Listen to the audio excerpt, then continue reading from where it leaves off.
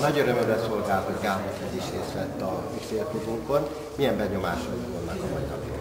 Nagyon-nagyon nagy megtiszteltetésnek tartom, hogy dr. Kun László ezt a mai rendezvényt megszervezte, annál inkább is, mert jobb helyszínt, mint a Mercedes budapesti központjának a helyszínét nem is találhatott volna erre a nívós rendezvényre.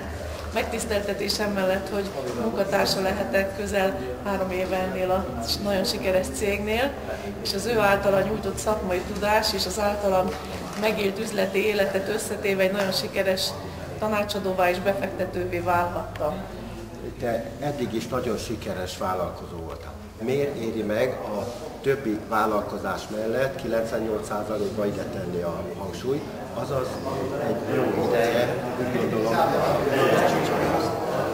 Hát ez valóban így van, nem csak úgy szívem csücske, hanem tulajdonképpen ennek a munkának a szerelmesei lettünk, mégpedig azáltal, hogy a kőkemény munkánkkal egy közel 30 éves üzleti sikeres múlttal rendelkezve, most talán mások életét is sikeresebbé tudjuk tenni ezzel az üzleti ajánlattal és ez a nemzetközi vonalon is egyedülálló befektetési lehetőséggel.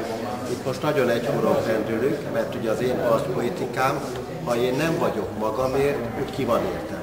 Ha csak magamért vagyok, minek értem.